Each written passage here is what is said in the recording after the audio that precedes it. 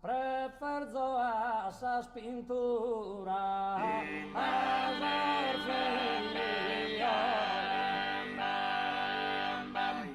a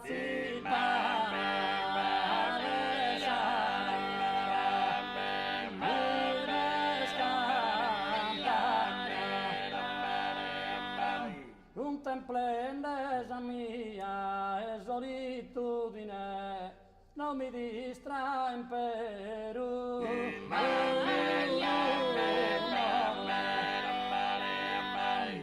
Parti in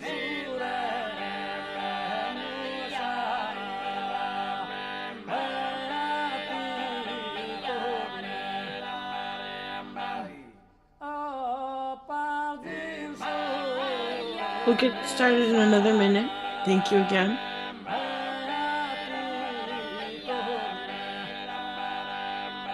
Contemplenda mia e solitudine non mi distrae in Perù.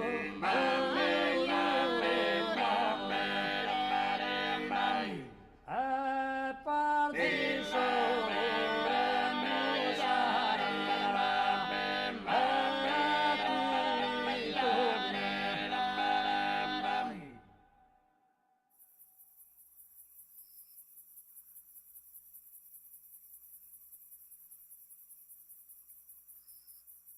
Well, perfect.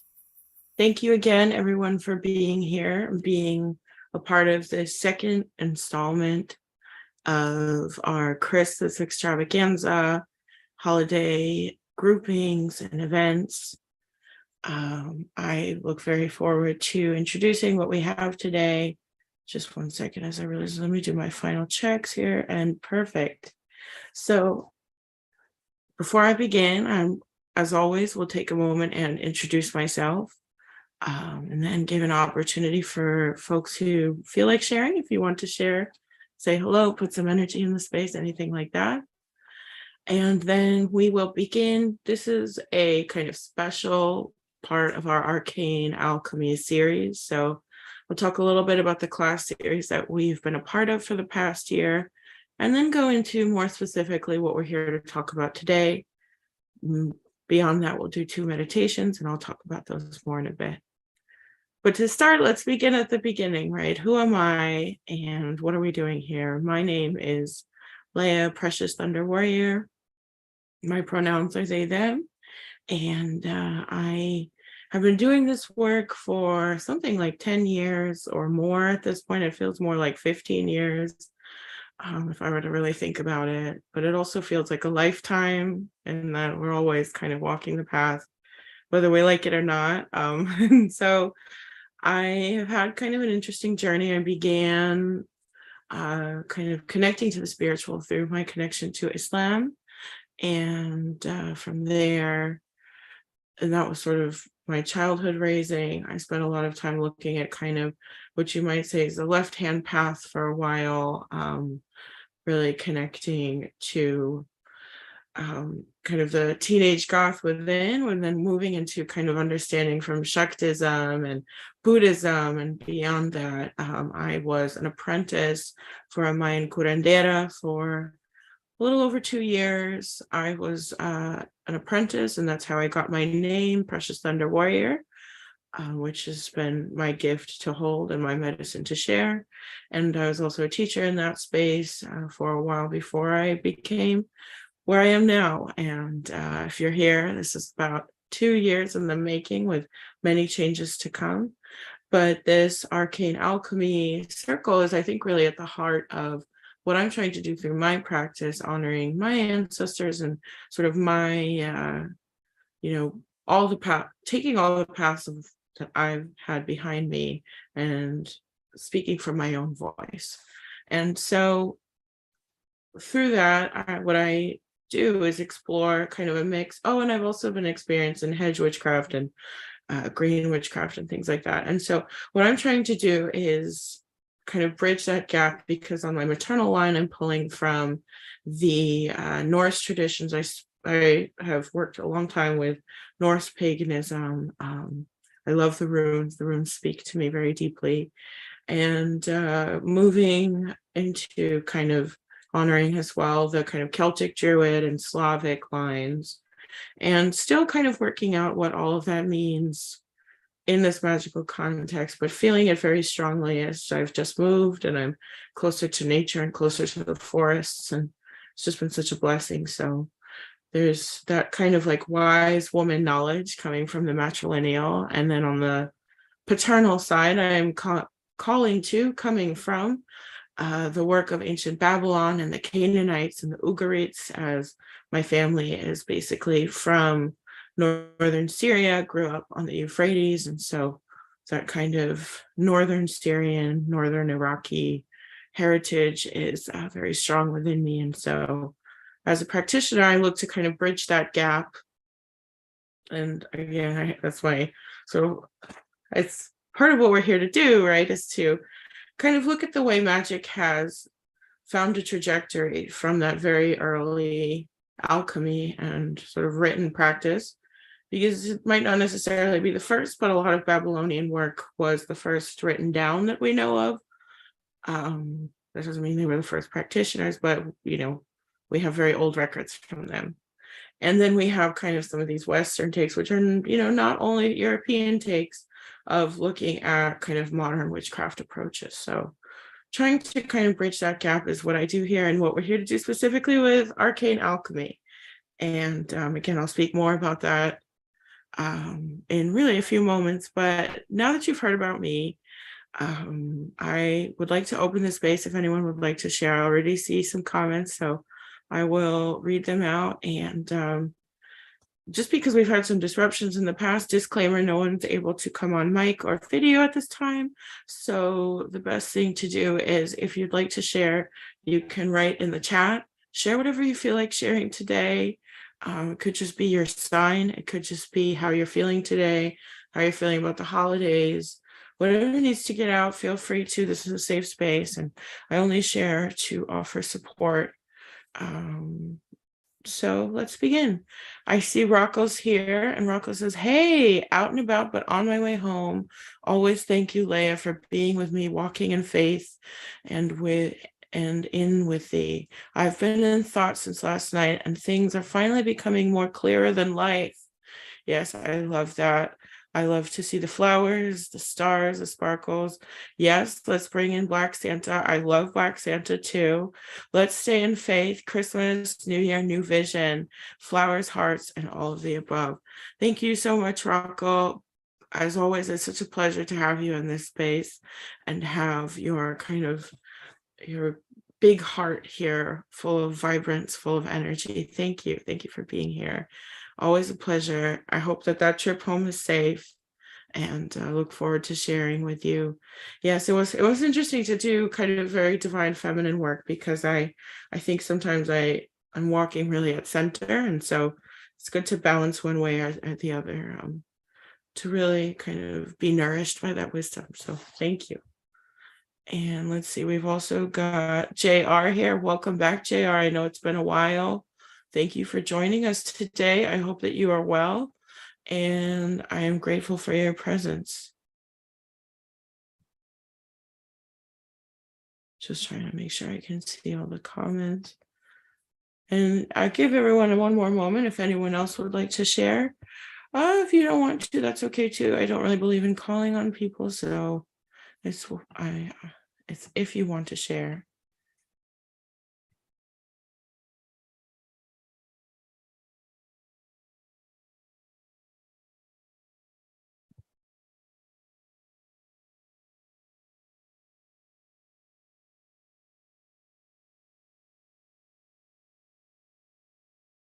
Okay, great. We've got 12 folks, and it's 7:12, and I feel like that's our sign. So I'm going to go ahead and get started and talk a little bit about what we're here to do today, as well as with Arcane Alchemy. We always give a bit of a history lesson, so it won't be too in depth, but just a little walkthrough of certain things that are in relation to this. And from there, we'll go into our 2 meditations for today. Since this is a special, we'll do 2 instead of 1. But our alchemy circle is one for opening space along with everything, opportunities to manifest. So if there's anything that you're kind of working on manifesting, working on opening, working on shifting, changing, bringing in, taking out, all of the good stuff, today's a great day to focus in on that, as well as work on really anything, of course, that you are kind of walking with at any point. And so, yeah, so that is going to be a big part of it because, of course, alchemy is the study of creating new life or creating kind of life where there wasn't before. And of course, as we spoke about, I'm kind of coming from my Babylonian heritage. So what I know is that when you think of alchemy, you think of the word alchemy, it often comes to mind that it's alchemy or Commission magic, and that it can actually also relate to the black earth of the Nile and kind of that sort of fecund creative energy, because the Egyptians who called themselves the Commissions were calling themselves the people of the Black Valley. And first of all, I think that's beautiful. And second of all, that practice of magic and sorcery that is kind of inherent to Egyptian religion as well. As you know, and those of you who took our Muklu magic class, and I have more alchemy classes coming next year, alchemy was very much in conversation with Babylon, and considering that the Egyptians conquered the Babylonians conquered the Egyptians. There are some teachers where we're not sure if the teachers from Babylon, I need to get the name again, but the teachers from Babylon or Egypt, or if it's just the students that are from Babylon or Egypt. So it's kind of interesting where many figures who were in communication back and forth are sort of writing in each other's languages, sharing knowledge. And it's really kind of that hub, that region in which alchemy began and was shared. And we know this because often the early alchemical texts were, chemistry minded, and were about the shifting of colors of crystals by basically trying to find other chemicals or potions, right, to kind of boil or process them in some way with steam or things like this to get the colors to change the crystals. And so that communication between Egypt and Babylon, along with sort of all the other magical practices that were going on, are really kind of at the heart of the way we look at magic from then on, because Hermeticism, for example, which was a Greek tradition, is sort of at the heart of what becomes kind of modern, sort of, I guess you could say, modern witchcraft, modern, left-hand path and right-hand path thinking. Comes from the interpretation and reinterpretation of that very ancient magic. And of course, that isn't necessarily always true. But I think that you can argue that there is a connection there. And obviously, when we go into the kind of Muklu magic stuff, working with Babylonian exorcisms and demonology as we see it now, and then there's so many connections to the spiritual understandings of magic now and how it bloomed and evolved from that very ancient time. And so since I'm someone who's kind of from these regions, I think that there's sort of an extra interest, right, in trying to fully understand, discover, and grasp what all this magic means, this kind of passing of knowledge from sort of one region into the next. And beyond that, of course, looking at the ways in which everyone is informing each other. So that was sort of what the heart of this class was. And we've done a few subjects, obviously spent some time with Hermeticism, with ancient Egyptian work, some of the notable figures of alchemy. And today we are going to focus on specifically the biblical Magi, as they're called, or the 3 wise men or the 3 kings, who are pretty much associated with Christmas. And so we'll talk a little bit about why and who they might have been, and why this has relation to alchemy as well. So these three men are associated with Christmas specifically. This may not be news for some folks, but because they are actually known as sort of part of the story of the birth of the prophet, of the Messiah, Jesus, Isa, Yeshua, that they came as visitors to sort of the newborn baby who was in Bethlehem. And they bore gifts of gold, frankincense, and myrrh. And when we call them the Magi, we're sort of, there's even a little bit of kind of discussion on exactly why they would be kings if they're also Magi, because Magi is actually a term used in Zoroastrianism, which is specifically relating to more like a priest. And this term actually comes from the time of Darius the Great. But the term Magi, as we know it, in general usually means kind of wise men. And so I think that we can call them wise men in our sort of, for our purposes today. But the idea was that they were these gift givers. And it's a story that, as with what we spoke about yesterday, the details shift and shift. Some say it's an amalgamation of multiple stories of the adoration of the shepherds as well as the adoration of the Magi. But then again, the term Magi specifically actually comes from the Greek, because there are some words similar to ancient Persian, but they have, it's like slightly different, and so it's like Magovan instead of Magoi or Magos. But this idea of Magi and of sort of priests who are very similar to Babylonian sorcerer priests are kind of tied both to religion and to magic, as we think of it, which includes astrology and includes, again, science, proto-science, potion working, crystal working, things of this nature. And so in all of these versions, the idea are these are foreign men. Today we'll be kind of working with the divine masculine. So accept it as you choose. You don't have to.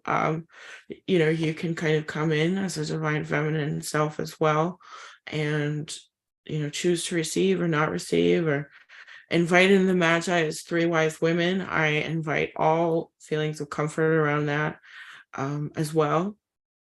But I'm going to refer to them in the divine masculine, or for my purposes, and I can shift a little bit here and there as well.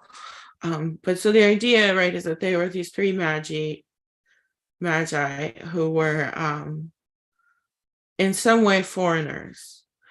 And so when we think of them, they actually apparently do have three names. And the idea is that the first one was Melchior, who was a Persian Zoroastrian scholar or priest. We have Gaspar or Caspar or Jaspar, who was considered to be basically from the East. So in some tales, that means he's Indian. In some tales, that means he's Chinese.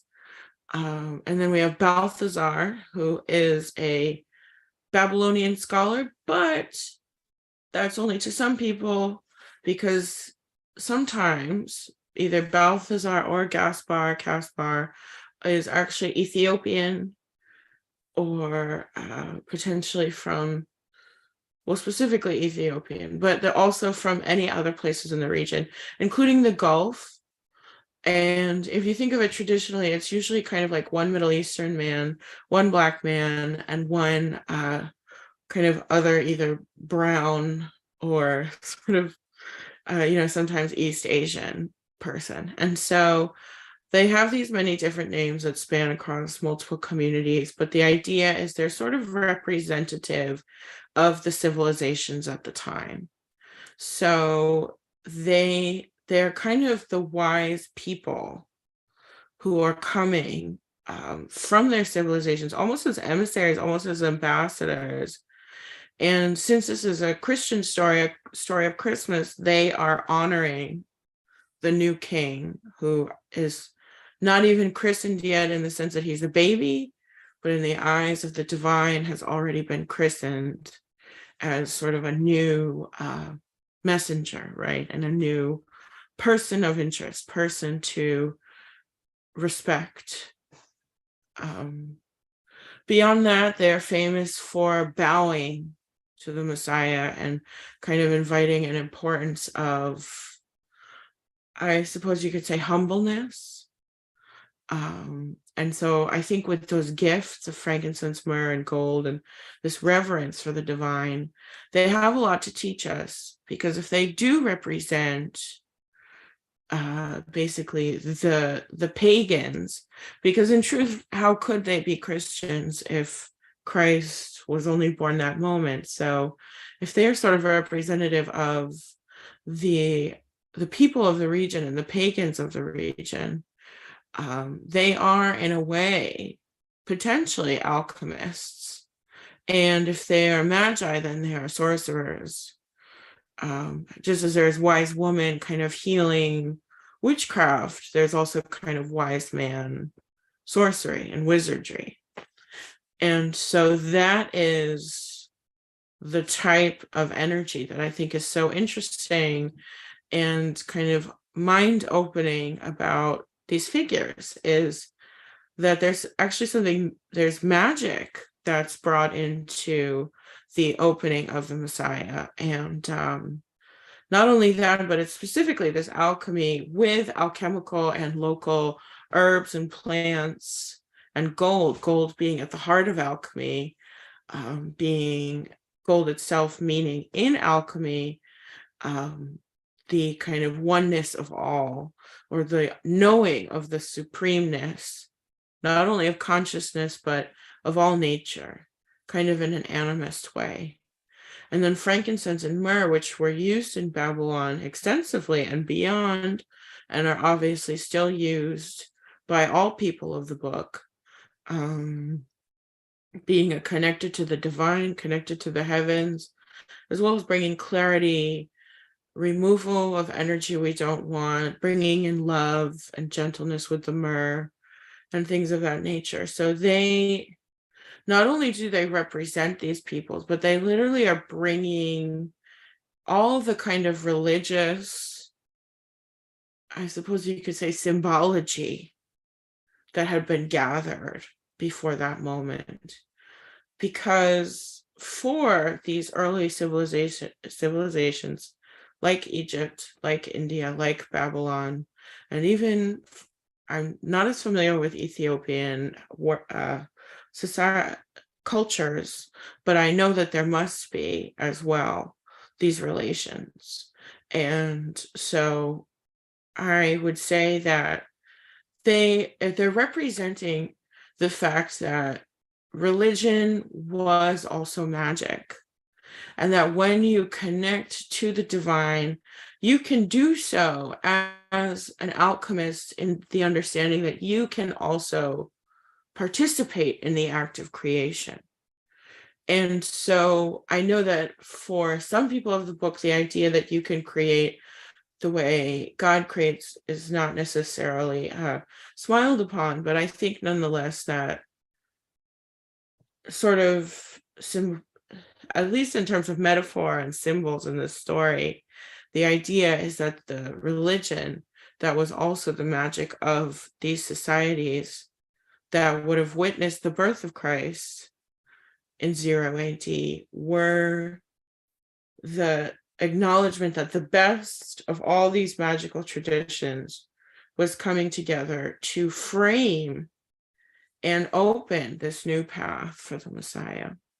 And so we're here to kind of honor that acknowledgement of the pagans that lived before the people of the book, and the ways in which the people of the book are always going to be tied to indigenous understandings of magic, of animism, of connecting to the earth. And so that's kind of what we're here to do today, is to look at that sorcery and look at that connection. And since they were Magi, and we can assume that at least one of them was Zoroastrian, I did want to talk a bit about Zoroastrianism, which I think is a reminder. It's in its own way also monotheist, and also has sort of a holy son, in that the supreme creator deity is Ahura Mazda, and his son is Zoroaster. So if you are Zoroastrian, you're a follower of the Son of God. And that God, Ahura Mazda, is also omniscient and omnipotent. And Zoroaster is kind of your savior on earth. More than that, of course, is, I think, an acknowledgement of the fact that this kind of holy sun energy is very much ingrained in this region, but that also there's a direct pointing, right? The Zoroastrians are coming for Jesus, and so the followers of Zoroaster have found kind of a new son of God, right? And I think that that's also special and important and necessary, I think, to, if you want to work with these beings, to kind of understand that, and also to hold in your heart that that is also what Christmas is about.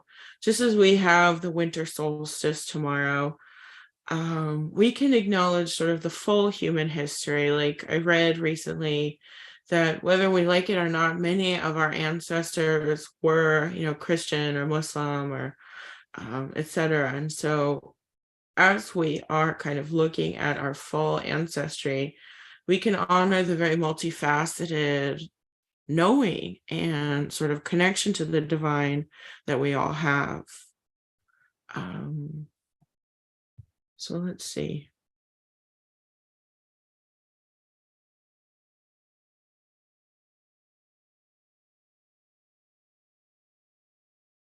Yeah, and so I guess that's the final thing, is that these were practitioners of alchemy and of esoteric knowledge.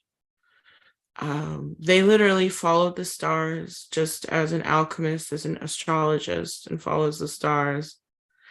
And these magic men, I think, are here and an opportunity for contemplation on the ways that we too can alchemize, and we too can offer our gifts, and find our gifts. So, as we are working with kind of this religious moment, what we're also doing is sort of honoring, I think, that sort of base foundation to all religion, the practicing of charity, the need to be good for the sake of goodness without the hope for reward, the spiritual equality between all people, all walks of life, and beyond that, the oneness in everything, and the oneness that is the great divine, the great spirit, the Allah, Kareem, things like this, the creator, in a way. So that kind of concludes our understanding of the Magi. And of course, there's so much more to say and so much more that we can connect to. But today is really about becoming a magician, sorcerer, sorceress in your own right. And, allowing for any sort of wisdom that might come from the bringers of ancient wisdom. So again, we'll have 2 meditations to connect to these beings, these deities. They're not really deities, they're more like saints, but they're kind of like pagans, these figures perhaps. And the first one will be a receiving of the gifts, as if we too can take a moment to heal, take a moment to recognize within ourselves our divine royalty, our divine kind of deservingness. And after a break, we will do another ceremony kind of working with the spirits, calling in everyone, offering our prayer. And then we will go on our journey where because this is Arcane Alchemy, we'll have an opportunity to do some manifestation and some alchemy in our own right. So if you have anything that you want to work on, today is a great day to work on it. Finally, we'll be honoring in our break, listening to The Little Drummer Boy. I'm not sure if anyone has seen that film, but I think that was what, when I was a very young child, really had me thinking about these wise magi, because there's something so special about that story. And he has the sheep and he's all on his own. And the song is sort of like, I see the baby, but I myself am also a poor child. And I think it speaks to the divineness and the holiness and the inspiration that comes from kind of marking new beginnings, new births, and everything that comes after that. And I will have to say one more final thing. Thank you for your patience, which is, as I said yesterday, I did live in Bethlehem for a year, and I'll just never forget my time at the Nativity Church, where I would go if I needed a moment from work or before I went home or anything like that, as basically the church was right by Mujamma, the bus station. And so even kind of when you come to get to Bethlehem, you have to drive up the mountain. And then when you get off the bus station, you take that final walk up the rest of the mountain and you get to the church. And you can also go to the Milk Grotto, which is where it's basically a stone cave where Mary nursed. And there's just something so deeply profound. And it's kind of the reminder of how powerful our ancestral lands are. So, honoring that sacred land that is holy to this time, and Christmas, the Holy Land, and honoring our ancestral land as well as honoring the lands that we live on in which we are guests. So thank you again so much. Let's begin the music. If anyone has any questions, you're welcome to ask. Otherwise, I think it's time to begin.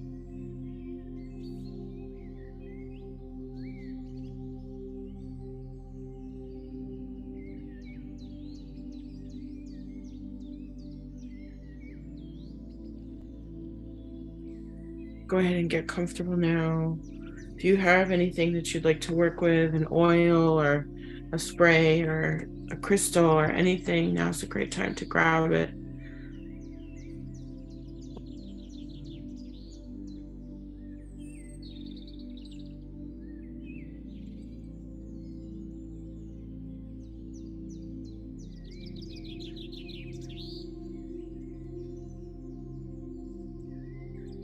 So we'll take a moment now and breathe, allowing our breath to fall naturally.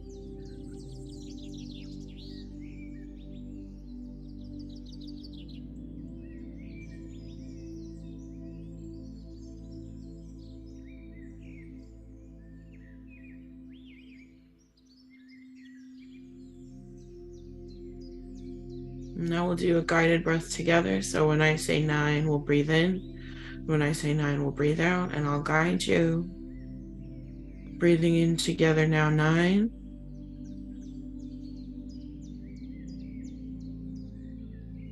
And breathing out, 9.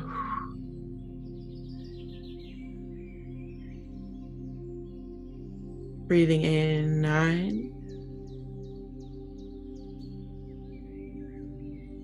Breathing out, 9.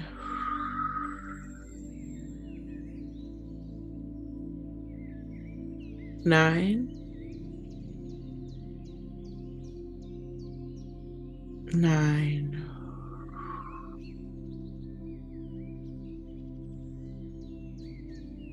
9.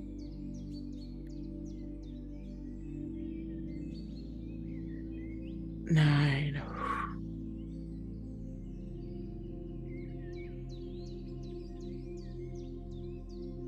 We're going to do one final breath when I say 2. We will breathe in fully, really gathering that breath up the body. And with our final release, releasing as much as we possibly can. So breathing in deeply now, 9.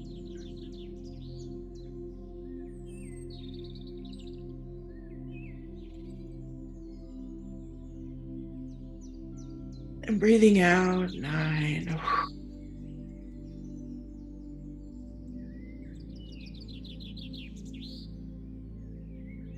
Now relaxing.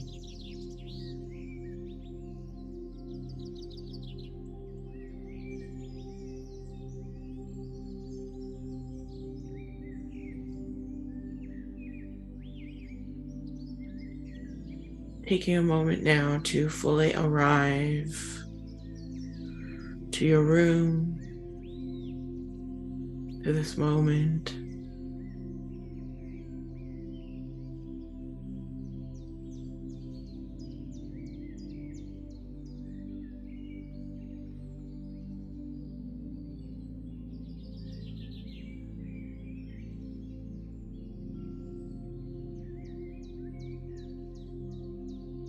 With clarity of mind, we begin with a release. For we are coming into the time of birth and beginning. And for beginnings, there must also be endings.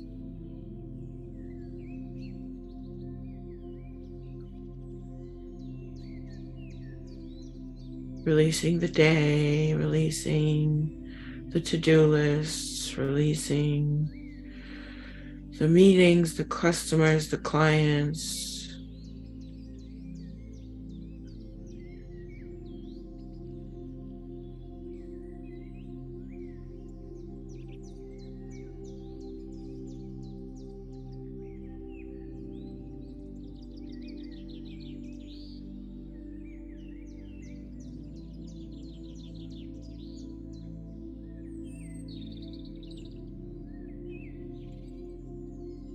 We rest comfortably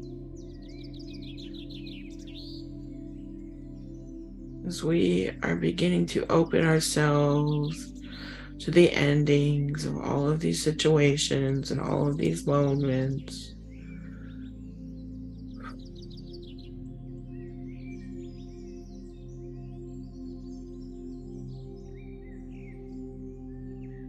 We are in the end of the year, and the moon is waning, about to end her cycle, her travel through the skies.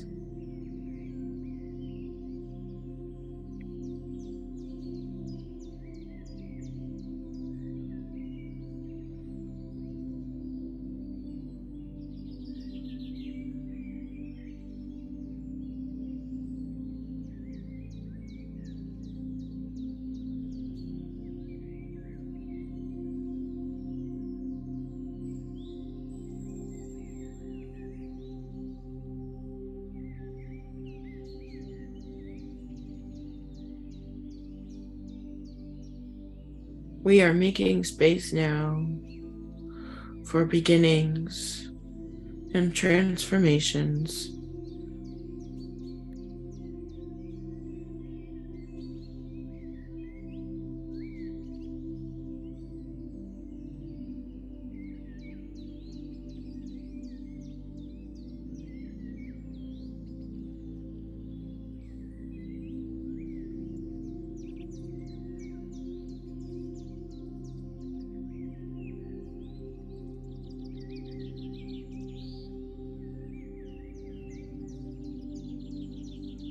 We may begin at the heart if you so choose, placing our hands at our hearts now. If you have an oil, you may anoint it. I'm going to anoint my hands, honoring White Teacher, Corey Crow, Night Singer.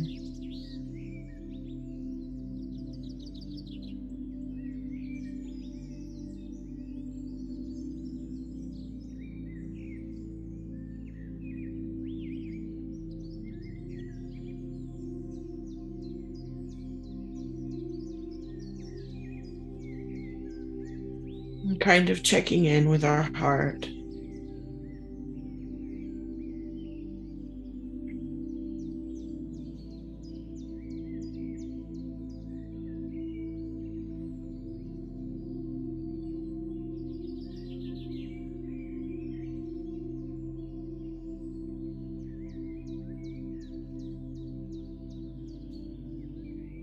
Connecting to that threefold flame.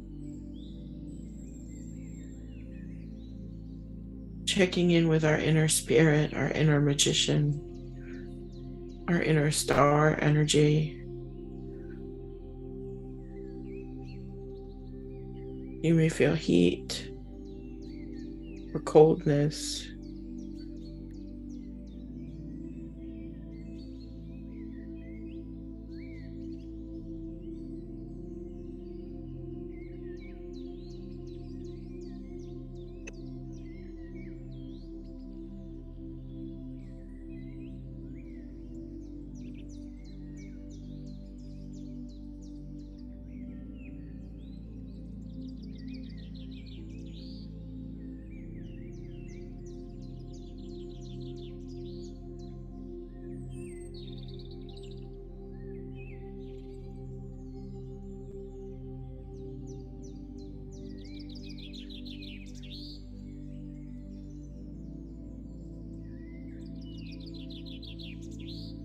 How is our hope? How is our glamour, our excitement?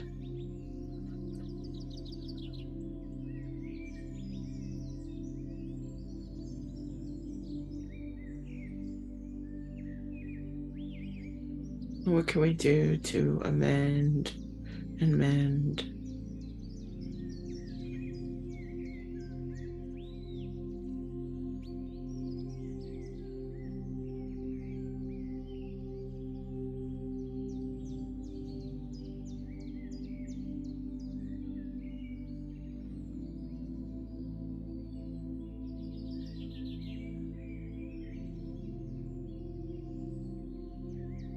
And what glows within us and what still asks for attention?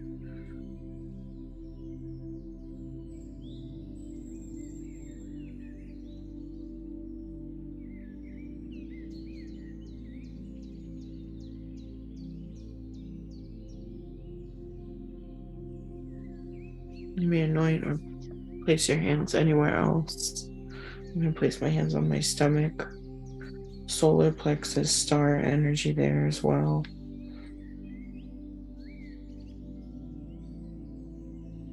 Anointing.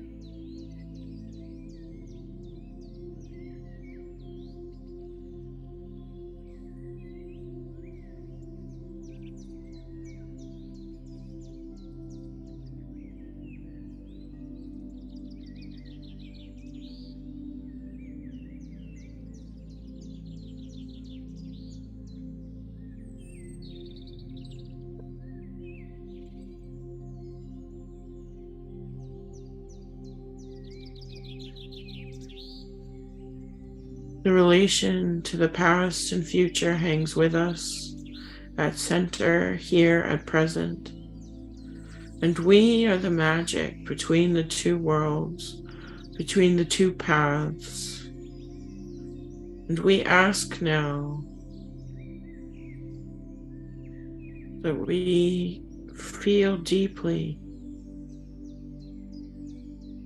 that connection of the in-between, moving across time, moving across worlds.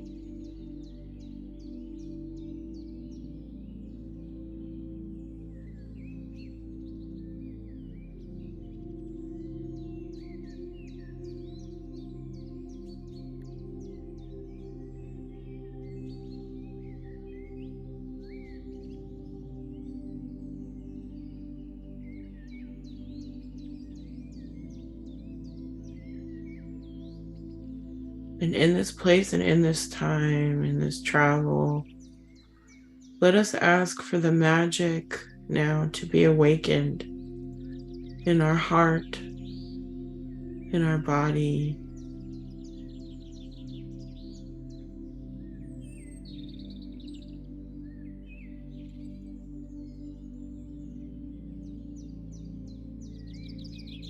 May the magic come to us easily and repolarize and energize us and reinvigorate us.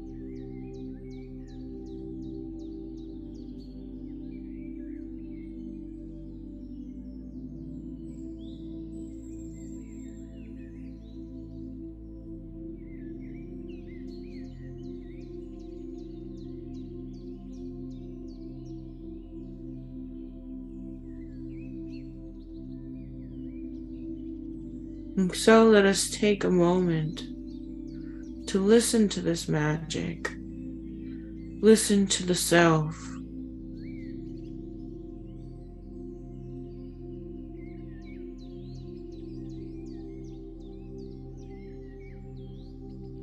And the more we listen, the more we become conscious of our listening.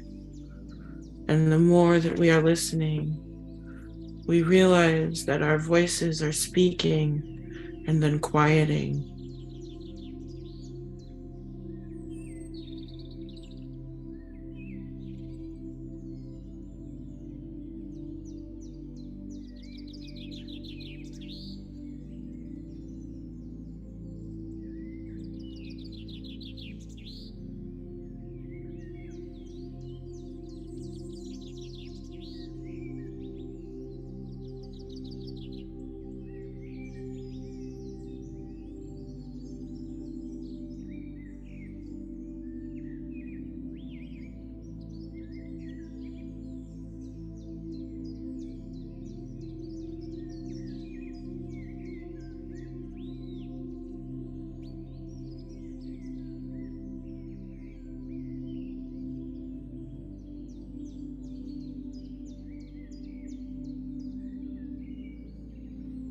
And with the voices of the self and that quieting, as we feel that a hush falls over our body, our spirit.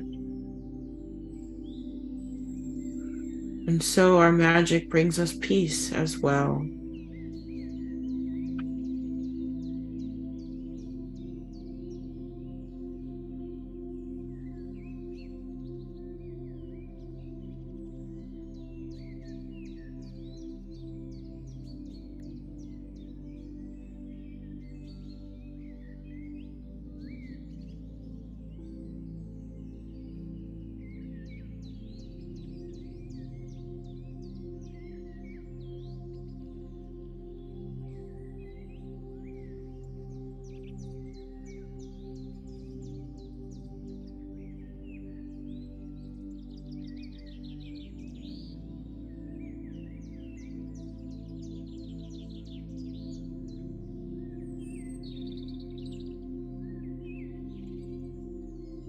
Knowing that everything will be okay, we begin to perceive in the quieting of the self, the hum of the world around us, the hum of the life that is a part of us and a part of all things.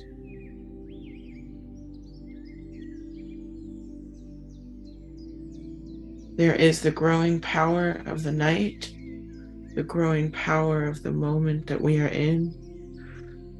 And the earth is speaking to us in the unspoken, chanting language of mystery.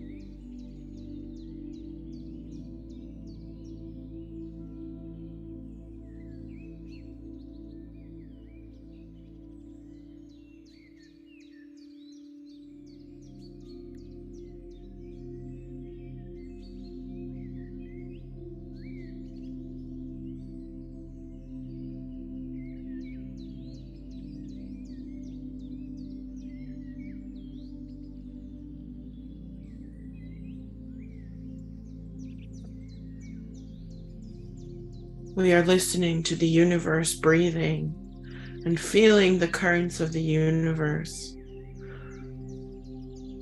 waving over our minds and bodies, speaking to our spirit, saying absolutely nothing and absolutely everything.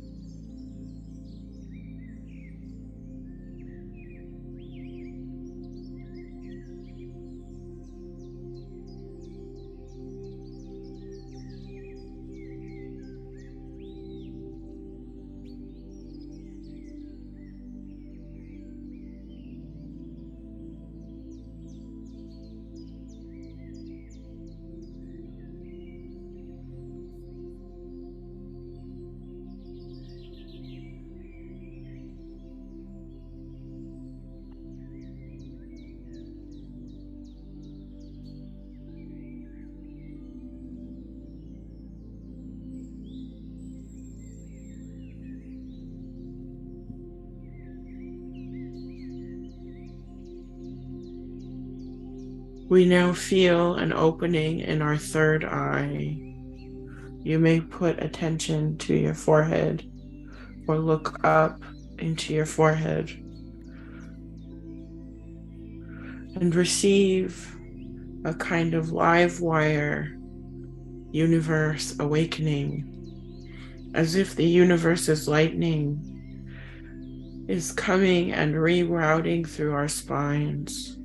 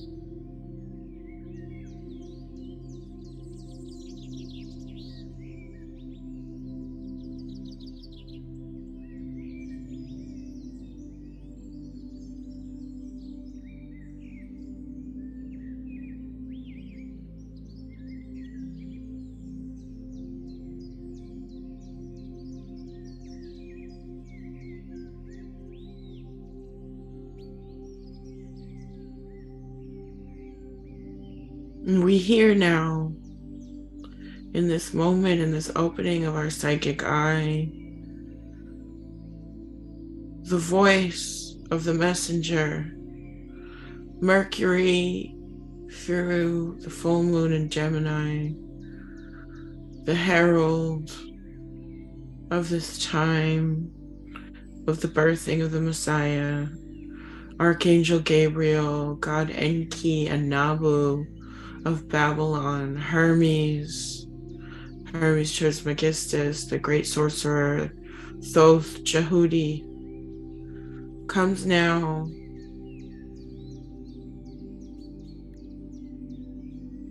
on angels' wings, forming human and sacred geometric shapes. Speaking and announcing that guests will be joining us, that guests are on their way to our sacred space. The great three Magi, three priests, perhaps three priestesses, perhaps kings and queens, sorcerers, sorceresses, divine magicians, divine bringers of ancient knowledge, divine heralds of the matching of magic and of godliness within us all. You may see them all as Babylonians, Ethiopians, Egyptians, Zoroastrians, Hindus,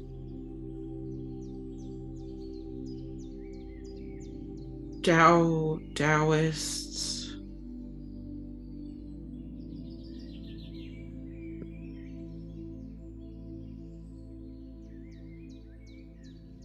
Canaanites, perhaps. Or perhaps they are three wise people with significance to your ancestry as well.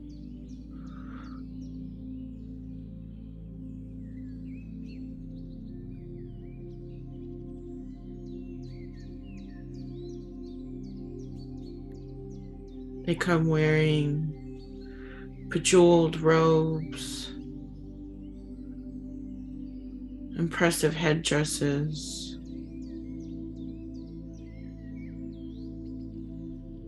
they're smiling. They are happy to surround you with good energy, with happiness.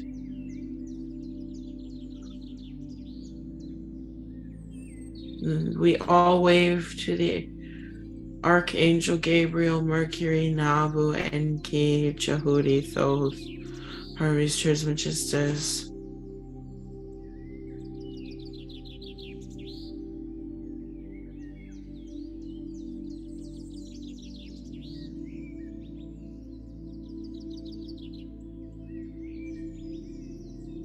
We see these beings from this open third eye, from this universe understanding.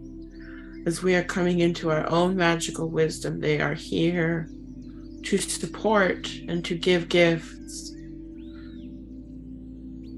For they see you with such loving eyes, and they are here to offer you gifts on your path and blessings for your ascension, for your medicine.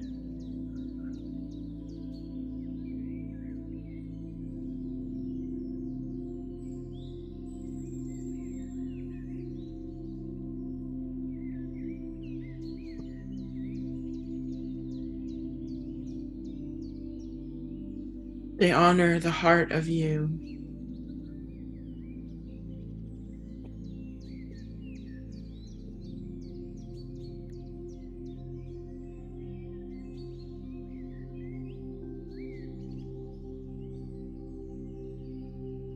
And so the first wise person, wise Magi, comes to you and offers you frankincense. Perhaps he is Melchior. This frankincense, which is the element of spirit to the Babylonians, the offerings to God, the invocations of the highest power, this frankincense which unites heaven and earth and connects the awareness of the great powers to aid you.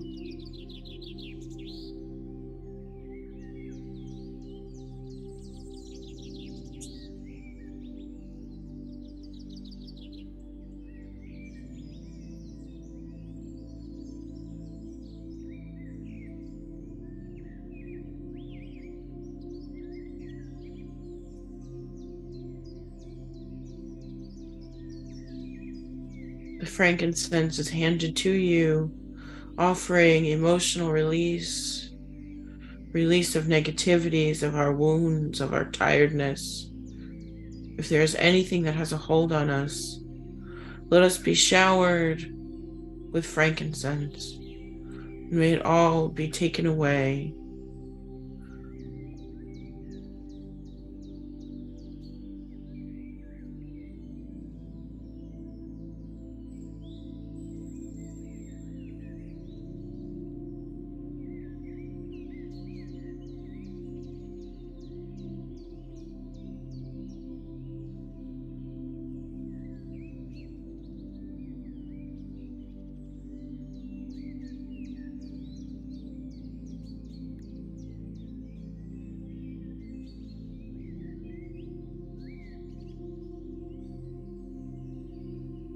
You feel a deep clearing. You expand. Your magic and your pure power grows. With a smile, you feel that you are shifted.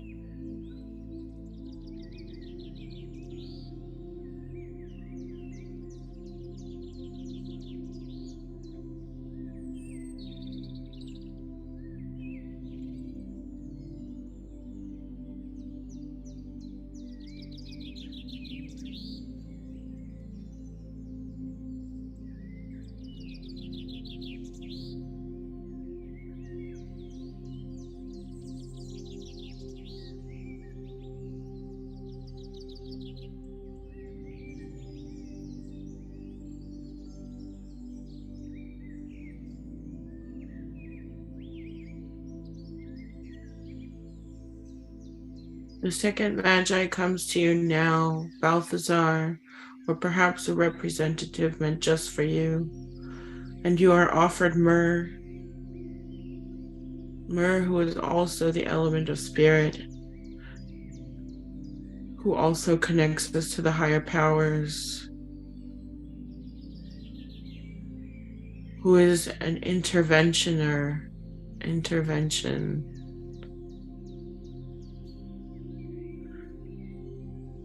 and invocation to the great allness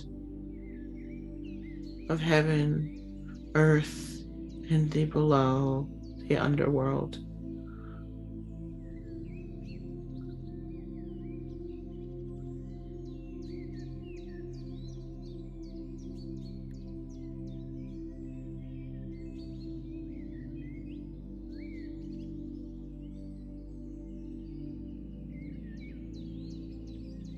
Myrrh is handed to you and offers you the energy of deep peace and deep love, the deep heavenly energy of the above, of the celestial, of the sunsets.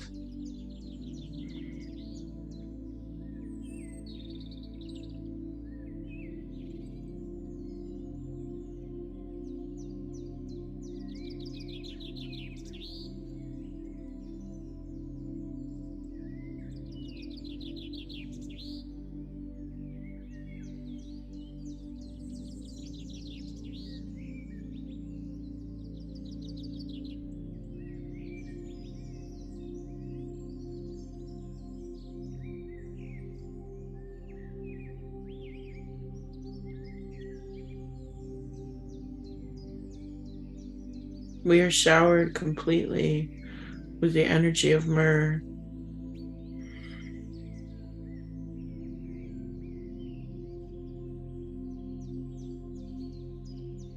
You feel a deep clearing. You feel expansion. Your magic and your power grows. And you feel that you are shifted. There's love in the way that you see yourself completely.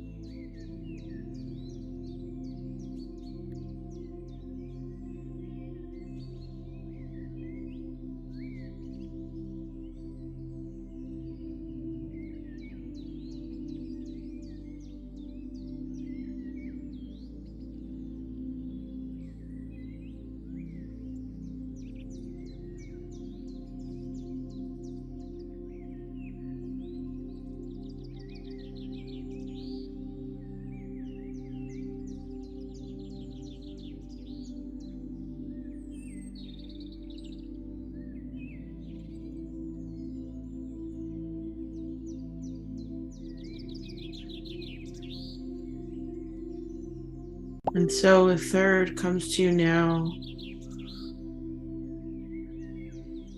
Perhaps it is Gaspar, Jasper, Caspar, or perhaps it is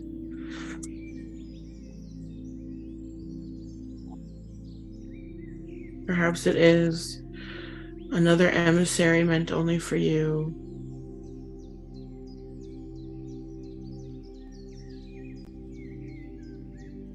And you are offered gold.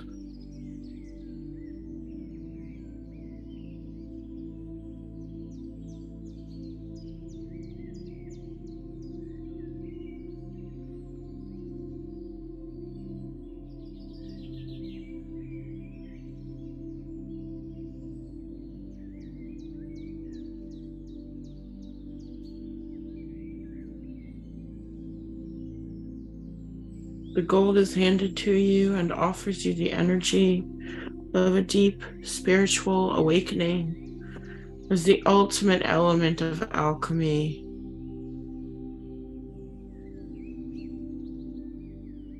This is the power of all universe and physical form.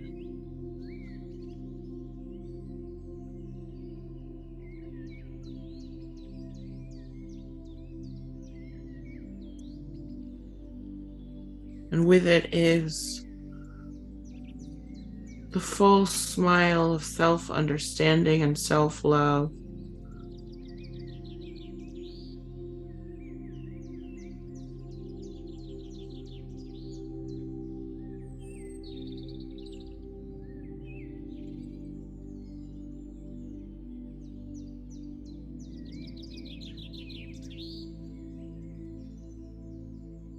You are offered gold, and it is the representation of perfection of all matter, perfection of mind and spirit and soul. It is the sun, it is the stars, it is the greatness of security and financial abundance, of all dreams coming true, of feeling that you have all that you desire.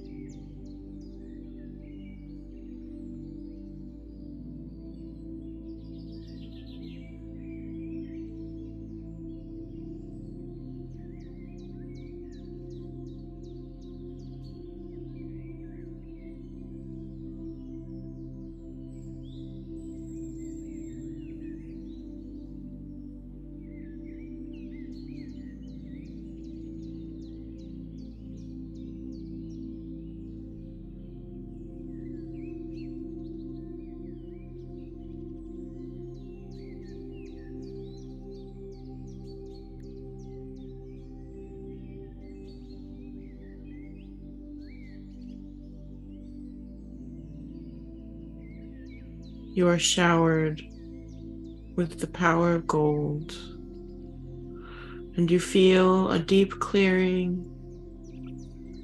You expand. Your magic and pure power grows. You feel that you are shifted.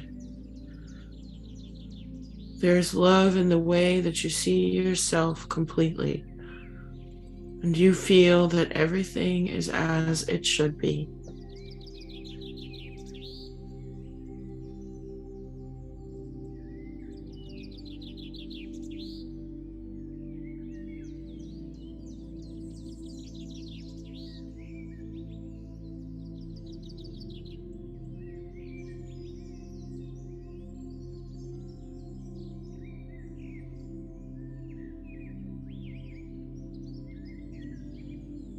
I'll now offer a Reiki download to you.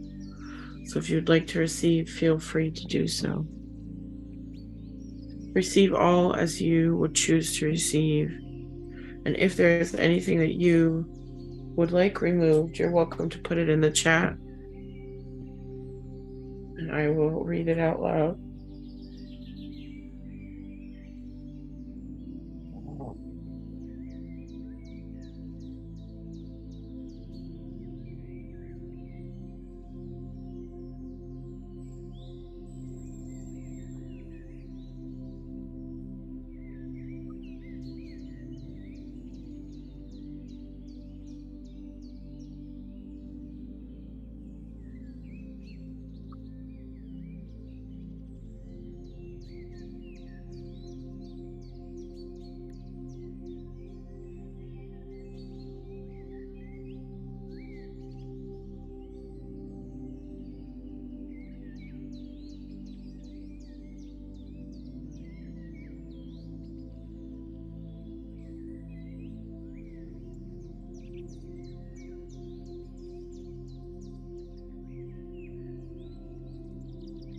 Offer you spray.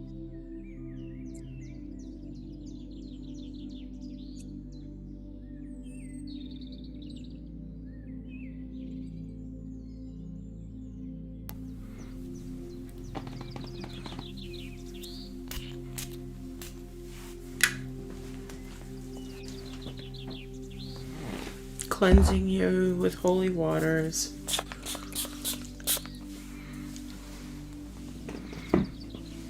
Now offering a Reiki download.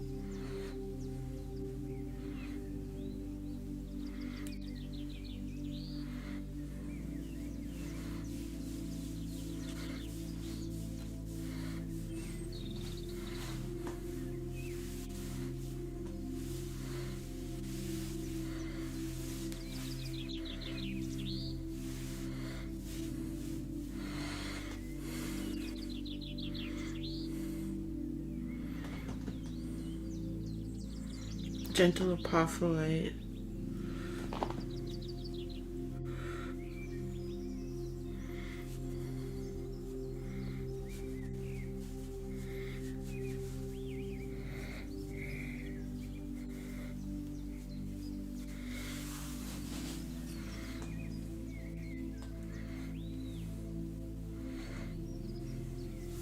Offering you the wisdom of the Sorcerer's Stone.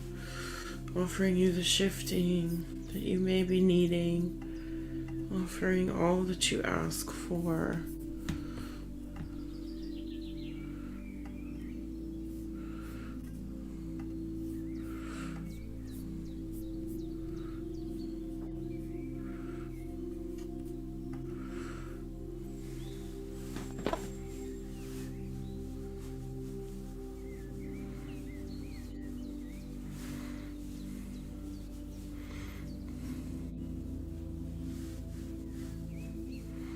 I like that someone shares, know that you have this.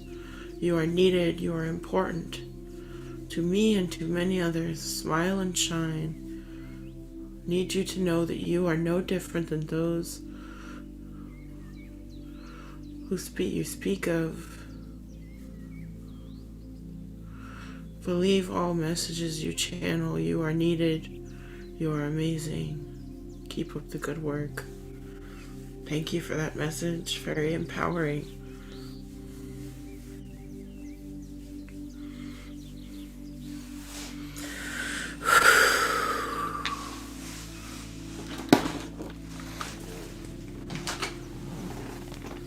Offering a final healing activation for your sorcery, for your psychic awakening.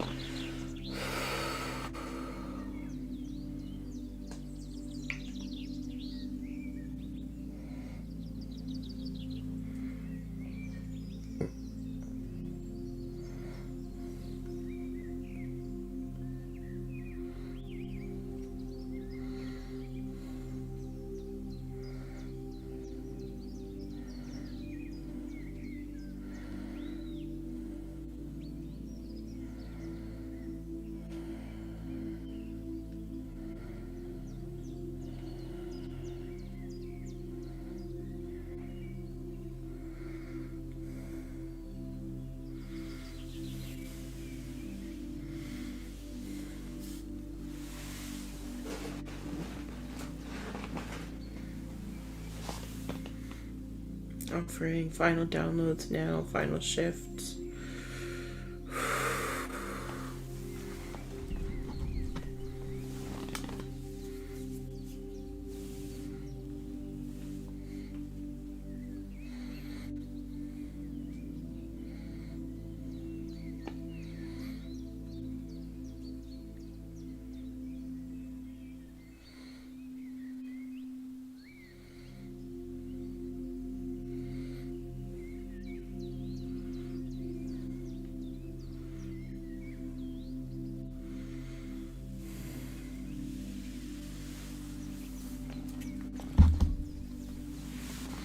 Take a moment to remember the one who was gifted. Remember that you are not so different. Remember that magic in your heart always.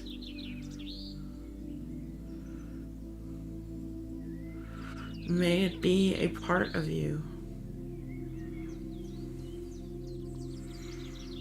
I'll count down to 10, from 10 to 0, and then we will begin our break. So take any final moments here before we move on.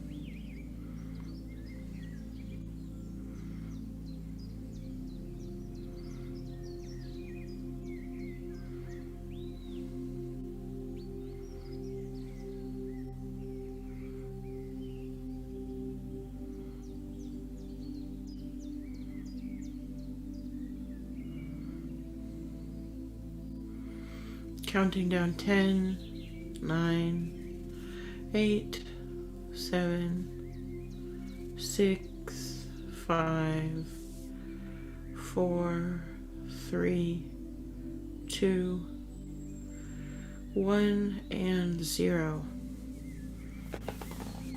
Thank you, production director. If you don't mind putting on our break music as we come into this first break. Thank you. Perfect. And again, happy belated birthday to our production director. could not get this work done without you.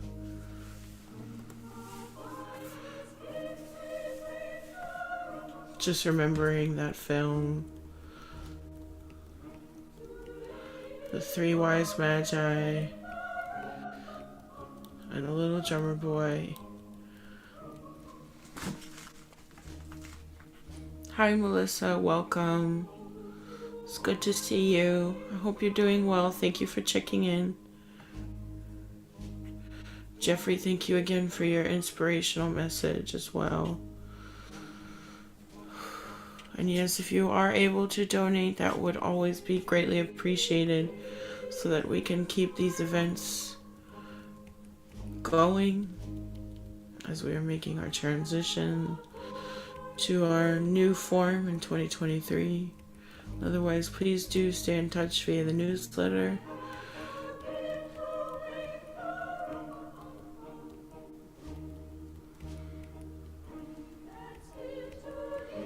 And if you can stay for the second meditation, it's greatly appreciated as well.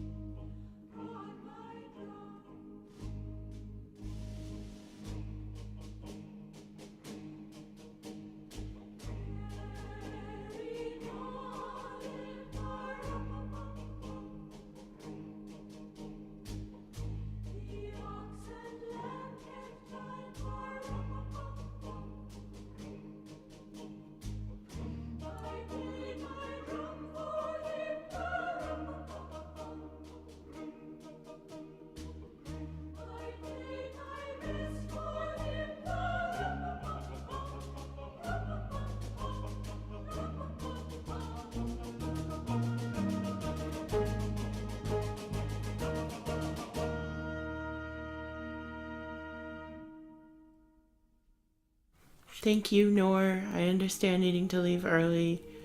I'm really grateful you took the time to come today and yesterday, and Allah Marki, wherever you go. Blessings to you, Habibti. Take care. Thank you.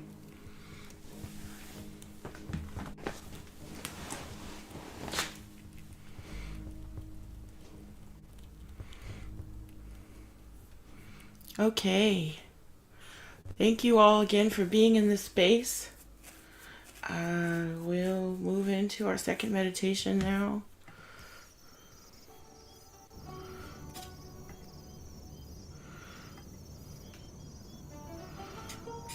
Okay.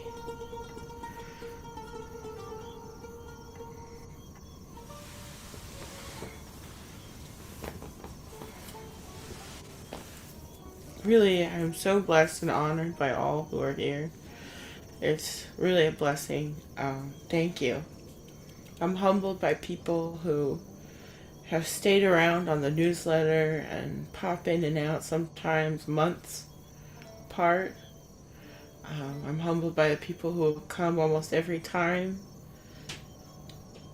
Alhamdulillah, I'm grateful for you all. Thank you. Thank you so much. I bow to you, in fact. Okay.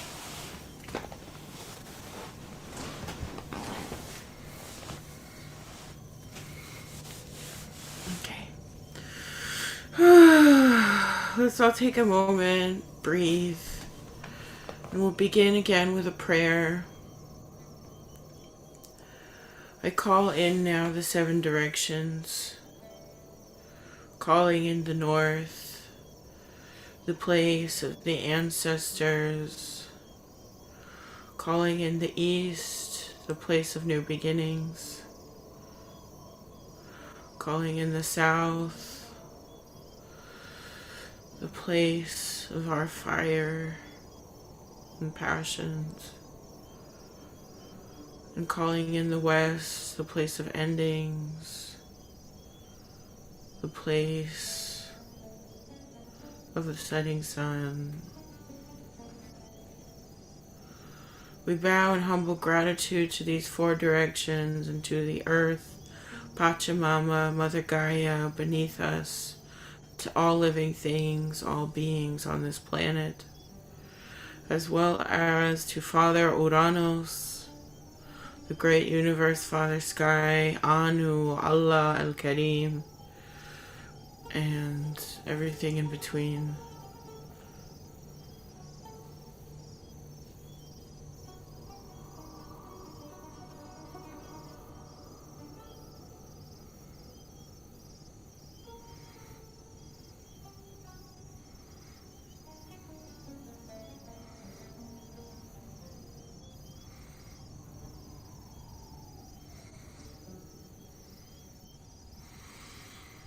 And we call in the heart at center so that we are among the great universes.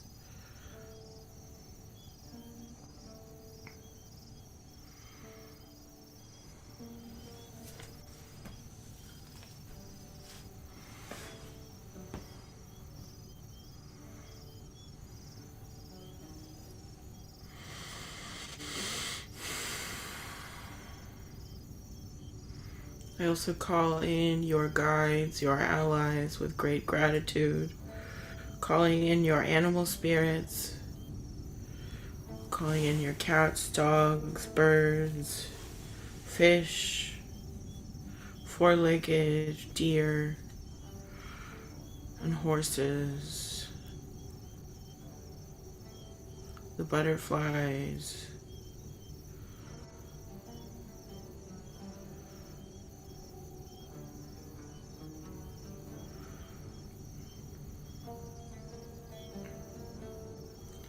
calling in your allies, your little people,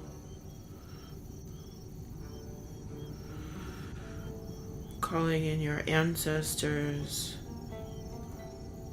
those who are old and ancient and in their wellness, as well as those recent grandparents, great aunts and uncles who you would so choose to have with you.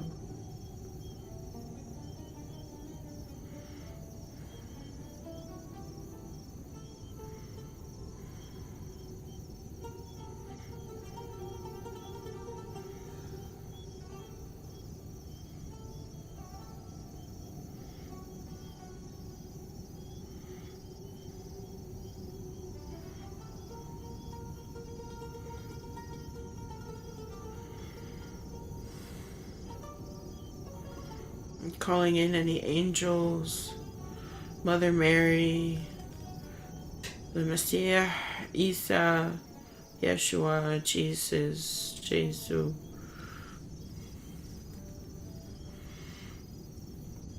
and any other spirits that would be with you today.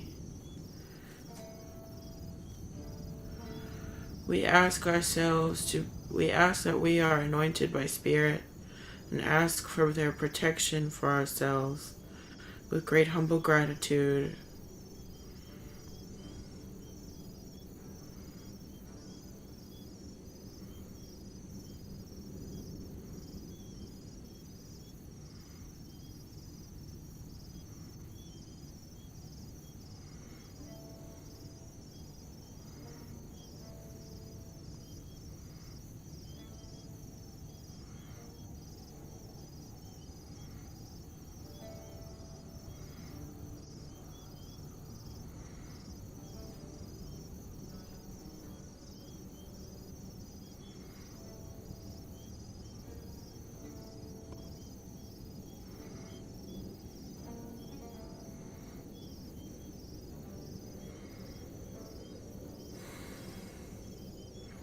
And we begin to feel ourselves now once again traveling up and out of the room,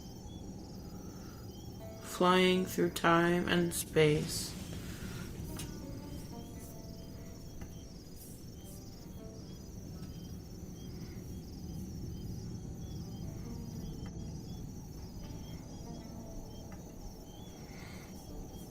Someone says, is there enough room for all of that? Welcoming in all of those allies that will hold you as you travel.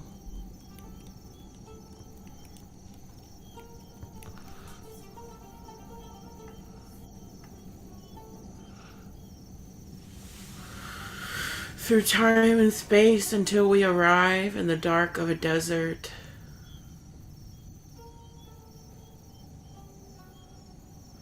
The land is bare and mountainous. There are valleys, and above we see that the star of Jacob is bright.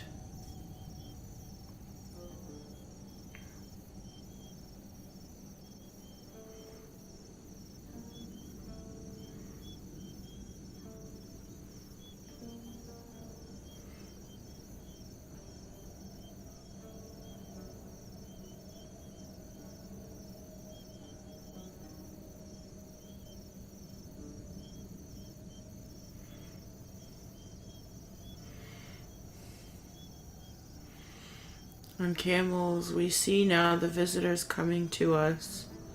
The three wise Magi, once again, on camels with doe-like eyes and smirking grins.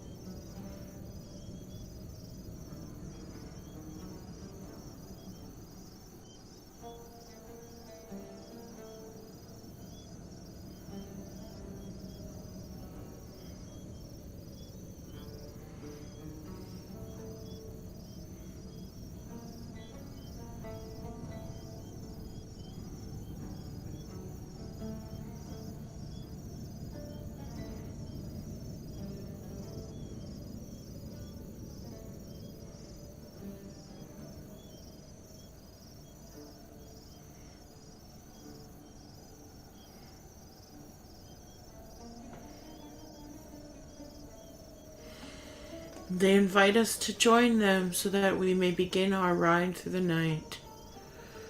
You are finding that you are being reminded of something in your past.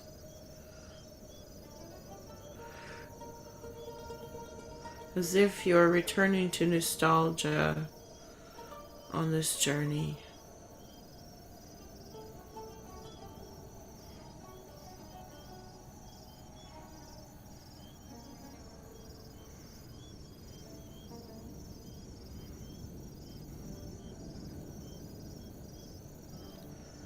And the farther you climb up the mountain, you find that your camel and these three Magi are pointing to the baggage you carry, which slows you down. And so the farther you climb, the more you are being invited to release your tiredness, your negativities of the self,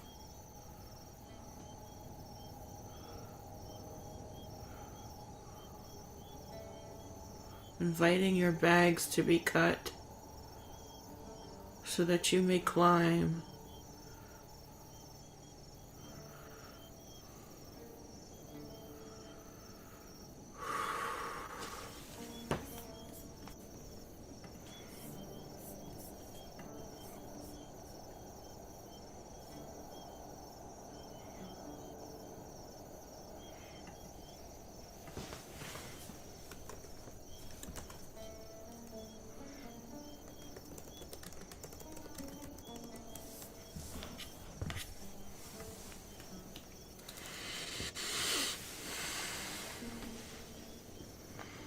And so as we continue to walk, we can feel ourselves once again coming in time with the rhythm of the pounding of the feet of our caravan, the rhythm of the pounding of our hearts, following the deepness promised by the star of hope above for our new rebirthing. We climb the mountains together.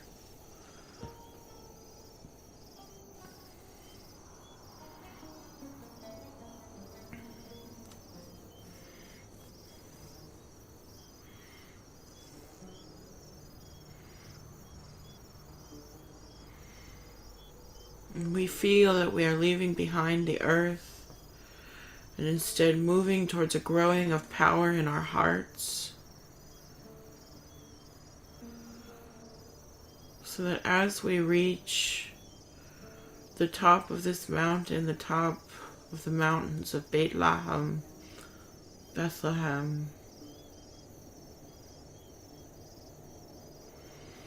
we are in the growing excitement of a transcendental new beginning.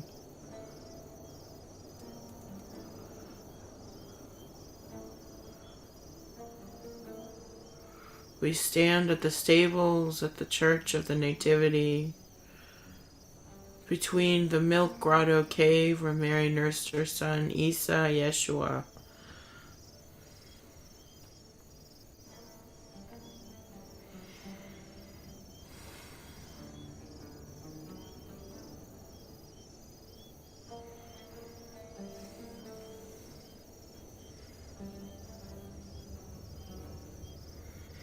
We take in this place,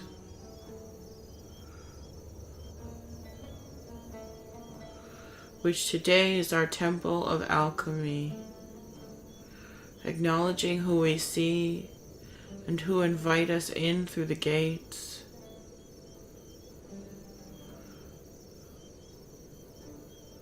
As our hands are taken and we are invited in to these places of stone and of ancient wonders.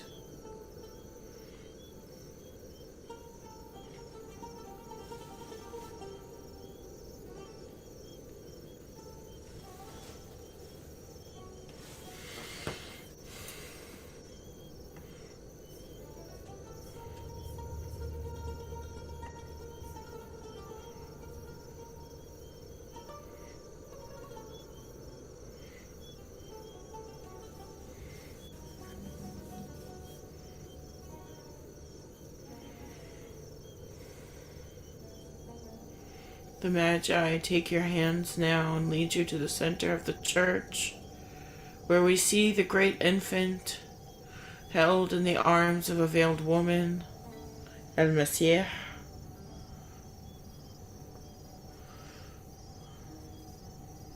Everything is shining, halos appearing on all.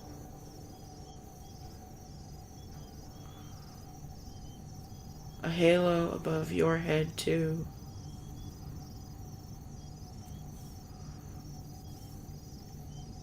As you are in a cave at night, in the holiness and refuge of this temple of alchemy.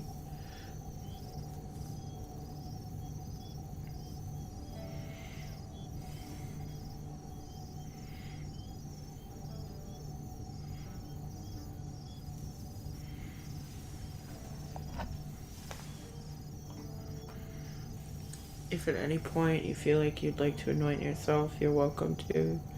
I'm going to anoint my brow because I feel called. My throat.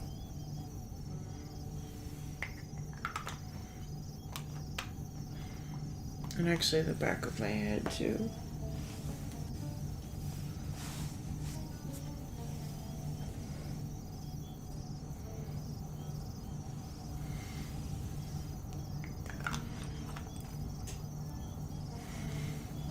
So these sorcerers in this shining place pick up this infant now and show them to you.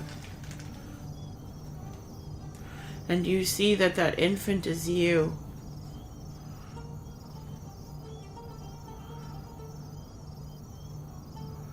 That you are the child of the divine God.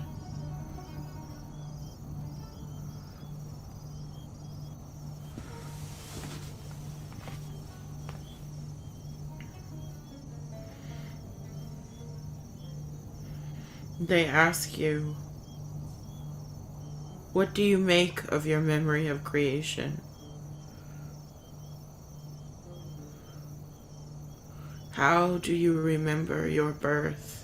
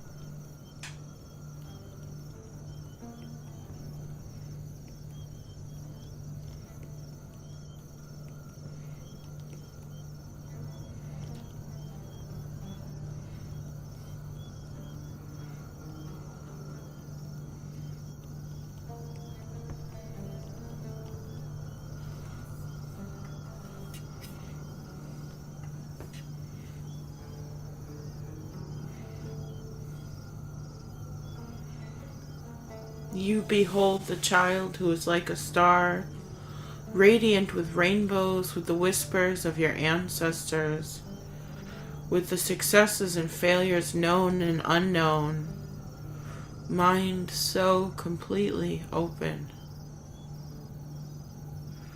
And your inner child beholds you in return.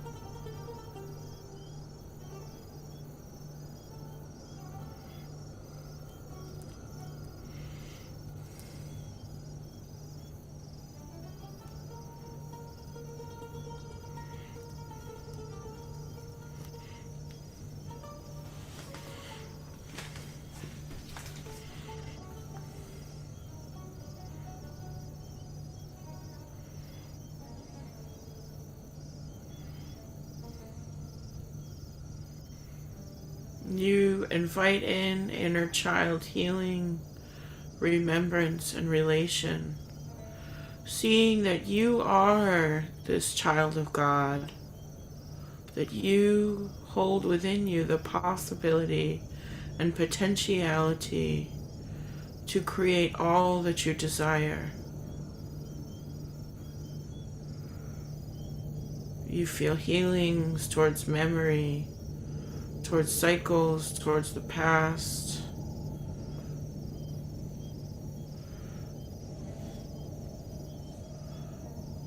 And instead, everything is replaced with the divine promise of you, of your efforts, of your work, and of your future.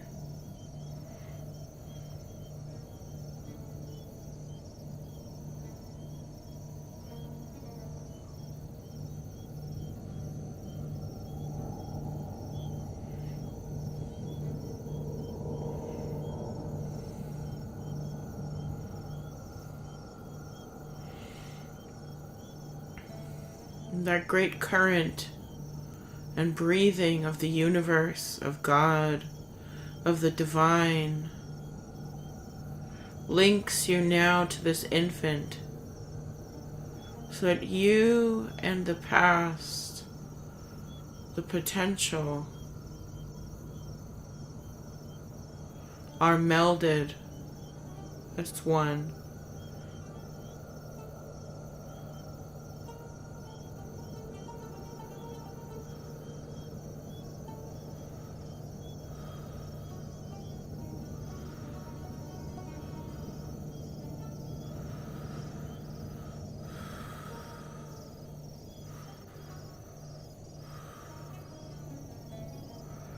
And you shine, anointed with the gifts of these wise Magi, now holding within you the elements of frankincense and myrrh and gold.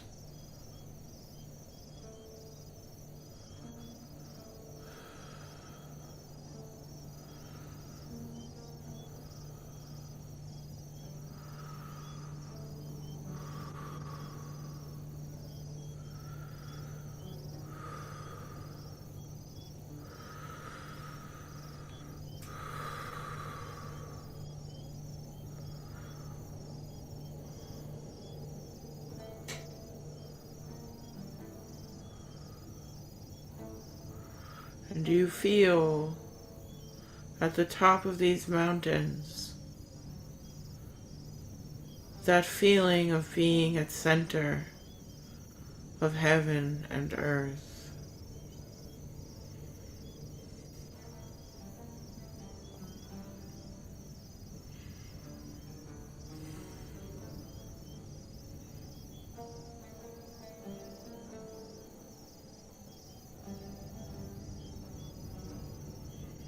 As above, so below.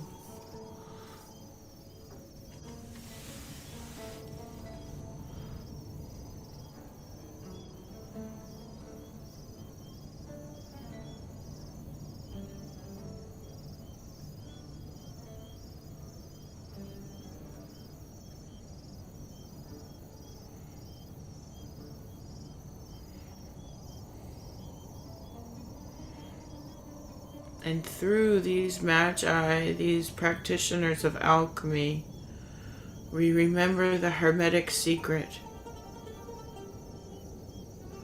that all universe is mind, and all truth is a series of veils. We are handed our infant self, and we experience that the mind of God and God's children are all one.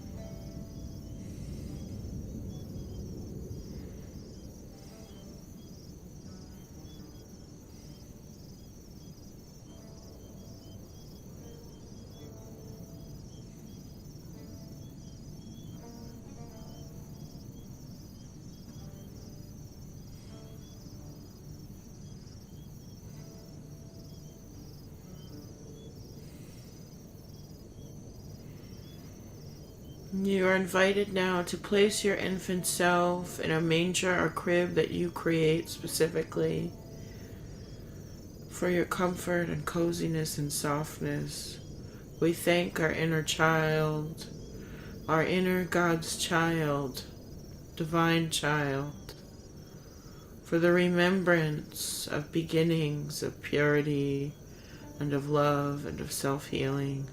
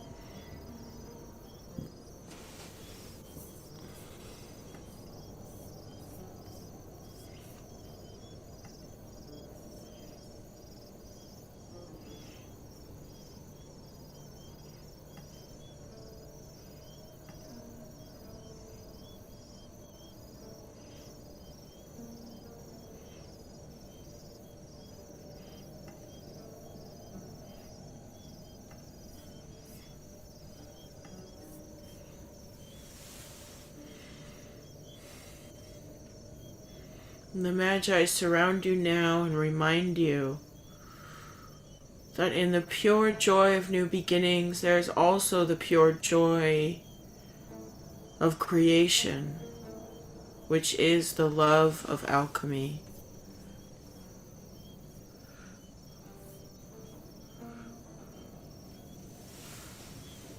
And they remind you through the ignition of the mind and through universe as mind that you deserve to always be in the beauty of creating a new you and creating new ways of being.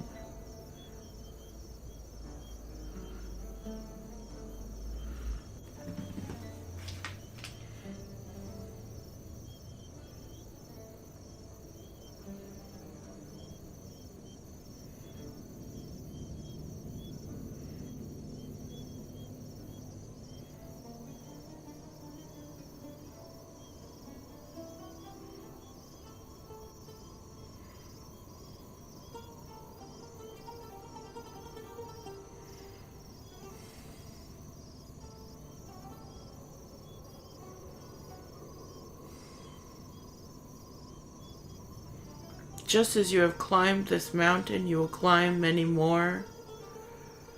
You are invited to hold your alchemical, hermetic, secret self in regard as magician and creator, seeing all that you do and all that you come from, all the places you are going, as a part of you. And so we are reminded never to wait for our turn. And instead we expand. If perhaps there is something you are looking to manifest, now is the opportunity to adopt a mantra and alchemical prayer. I want my dreams to be a reality, and I expand. I want my dreams to be a reality, and I expand. I want my dreams. I expand. I want my dreams. I expand. I will not wait my turn. I expand.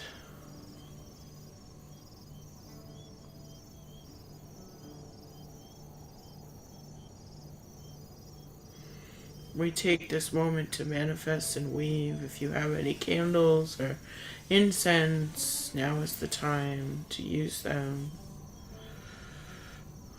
Receiving a download from the great Magi for your alchemy, for your expansion, your alchemy and your expansion.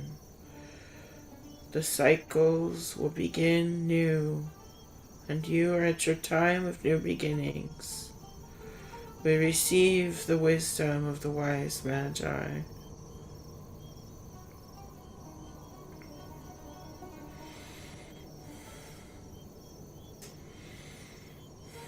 In the dark of the night of the winter months, our alchemy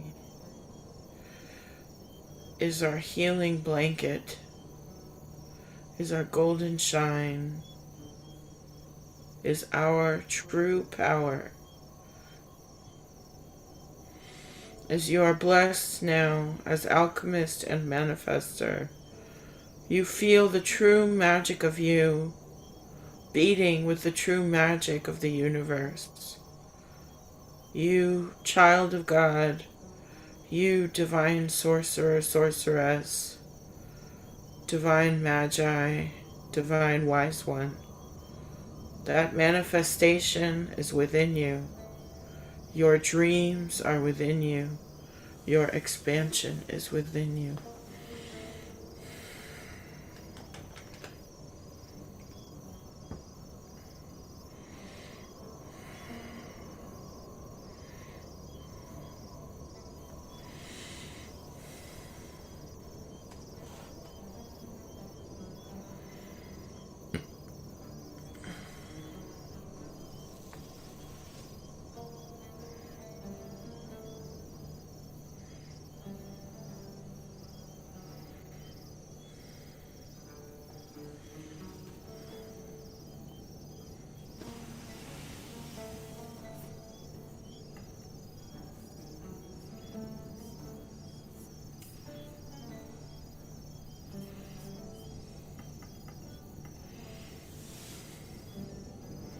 I see someone says, know that you have this. Seek your own emotions. Accept it. Ameen, ameen, ameen.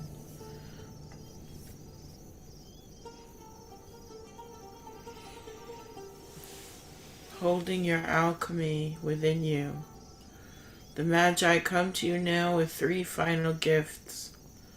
A potion, a sacred geometric symbol, and a wand. Receive them now as the esoteric mysteries and secrets are implanted in that third eye and in your heart. Feel yourself a light in this church of alchemy, in this planet, this remembrance of the birth in wintertime.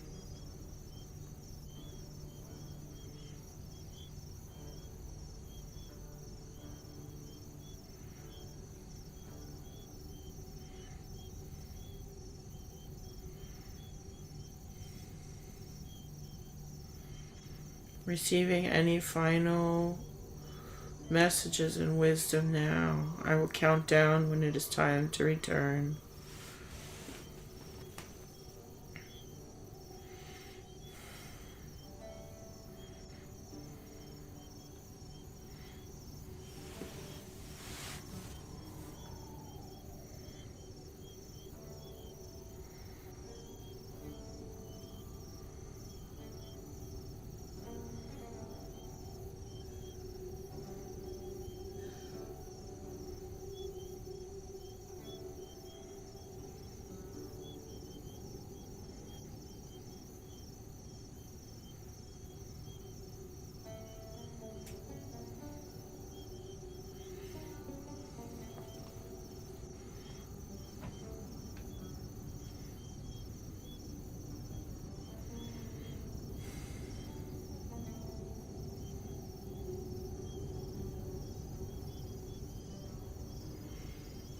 Counting down now.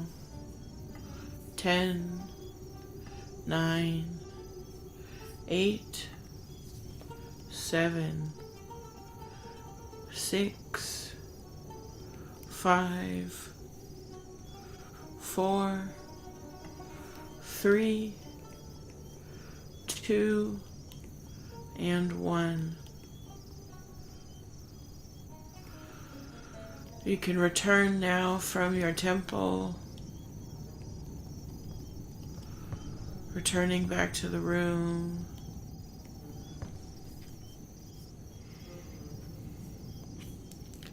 The music can stop. Amazing. Thank you so much. And again, happy belated birthday to our production director.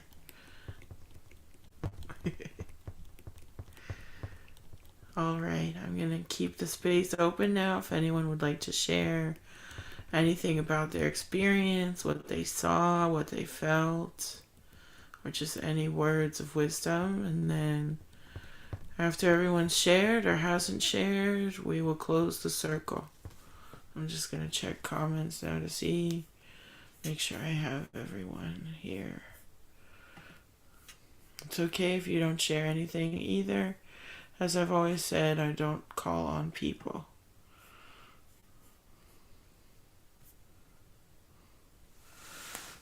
So I will just say shout out to Jeffrey for all of those very deeply healing messages throughout the entire meditation via the Facebook chat. I think that was really nice to kind of have that assistance. So it's okay if you don't share, but I just wanted to thank you.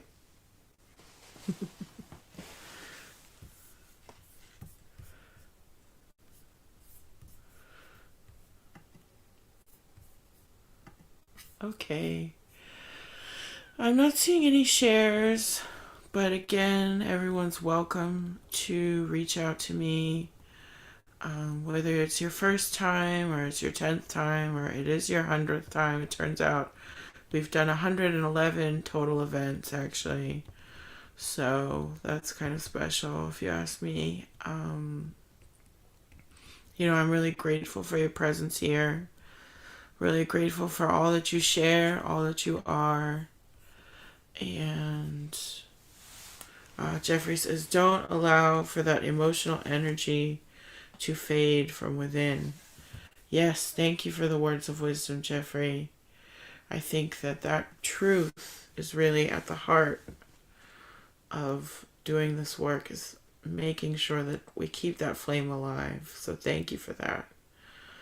And yes, thank you all for being here, for making this space possible. And again, whether I see you tomorrow at the solstice or tomorrow or day after tomorrow at new moon, or whether I see you in the new year on 1/1, or wherever our paths crossed again, I just want to say thank you for this year that we've had of growth and expansion and knowledge and power, and so much happened to me. You know, I moved and I tried to hold this business together while I was moving, and just so much. So I'm truly blessed by your presence, and I truthfully want to thank you. Jeffrey says thank you as well. Thank you, Jeffrey. Thank you. Thank you so much. And so let us get together, come together in closing this ceremony today. And after we close, you know, I'm available if you have feedback or if you just need to share anything that came up. You won't hurt my feelings if, you know, there was anything that you didn't like or that you think I could do differently. So know that as well. And finally, yes, if you are able to donate or potentially even leave a review on Facebook or a testimonial, that's always greatly appreciated. You can see on my website, preciousthunderwarrior.com, the upcoming events. And yeah, happy holidays and Merry Christmas. Let's go ahead. We can either hold our hands out together or place our hands at our heart. Or you can kind of reach out and hold my hands. I'll do one of each. And I just want to take a moment for one final tapping in here to appreciate the great vastness of the universe and the great wisdom keepers who came before, their records, their stories. It is through them that we find our wisdom and expand the great knowledge that is among us on earth. Every day that you are working anew in your flame is a new day for this planet under the divine, under the great Uranos universe, God consciousness. You are never alone, and may your wounds find their healing and their necessities. May you want for nothing on this path. And wherever we meet again, or if we do not meet, I wish you great blessings and great love on your path. I humbly, humbly bow. Thank you so much. Thank you so much. Thank you so much for all that you do and all that you are. And from my heart to your heart, Shungo, may you be blessed on your path. Excuse me. And may this ceremony find you with peace.